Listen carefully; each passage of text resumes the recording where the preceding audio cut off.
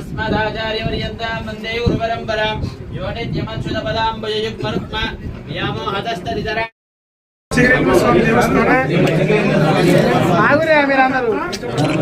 పదవి స్వీకార ప్రమాణ పత్రం శ్రీ ఎవరి పేరు చదవండి. శ్రీ మత్స్యగిరీంద్ర స్వామి దేవస్థానం కొత్తగట్టు శంకరపట్నం దేవస్థానం యొక్క ధర్మకర్తగా నియమింపబడింది గాన దేవుడి మీద ప్రమాణం చేసి చెప్పునదేమనగా ప్రమాణపూర్వకంగా తెలియజేయనదేమనగా నేను పైన పేర్కొనబడిన దేవస్థానం యొక్క క్షేమం కొరకు నా పదవి బాధ్యతలను విధులను నా శక్తి కొలది నిర్భయంగా నిష్పక్షపాతంగా నిర్వహించగలవాడను మరియు తెలంగాణ రాష్ట్ర దేవాదాయ హిందూ మత సంస్థల ధర్మాదాయముల చట్టము 1987 మరియు జారీ చేయు నియమములను గౌరవించగలను. ఇట్లు ఎవరి పేరు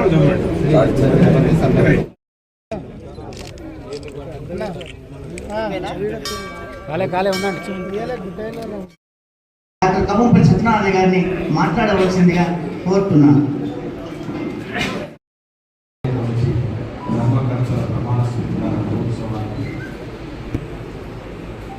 మా మహిళా సోదరులకు అందరికీ నమస్కారం.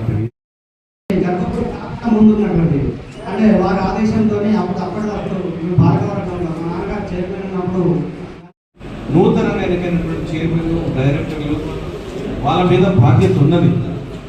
ఎందుకనంటే తప్పకుండా మా రాజన్నకు రైట్ వయసులో 60 దాటిన తర్వాత చైర్మన్ చేస్తే చాలా సంతోషం. ఎందుకంటే ఆధ్యాత్మిక చింతనలో ఉంటాం. మనిషి యవ్వనంలో ఉన్నప్పుడు దేవుడి మాట వినడు కదా. రేపు పోదాం రా కూర్చుంటే అమ్మ సార్ నువ్వే నేను ఎందుకు ఎదుగుతున్నాను.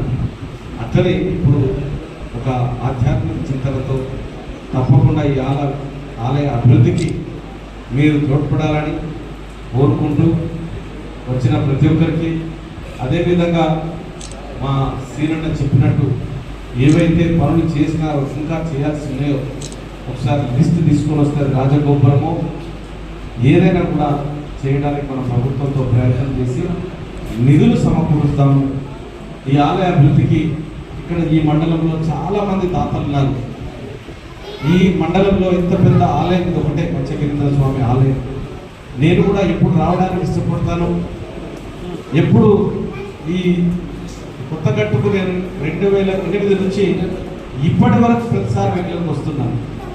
కాబట్టి తప్పకుండా ఈ ఆలయ అభివృద్ధిలో ప్రతి ఒక్క దాతలు తమ వంతు సహకరించాలని, సహాయం చేయాలని, ఈ ఆలయాన్ని అభివృద్ధి చేస్తే బాగుంటుందని, ఎంతోమందికి ఆధ్యాత్మికంగా ఉండే ఒక మనం యోగా సెంటరే కానీ ఇంకా లేకపోతే ప్రవచనాలు చెప్పుకోవడానికి అవన్నీ ఒక మంచి సెంటర్గా దీన్ని తీర్చిదిద్దితే బాగుంటుంది.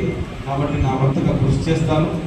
మరి ముఖ్యంగా ఈరోజు ప్రమాణం స్వీకారం చేసినటువంటి కోరిక రాజిరెడ్డి గారు, అదేవిధంగా డైరెక్టర్లు అందరినీ కూడా మనస్ఫూర్తిగా అభినందిస్తూ మంచి చేయాలి, ఆలయాన్ని అభివృద్ధి చేయాలని కోరుకుంటూ సెలవు తీసుకుంటున్నాను.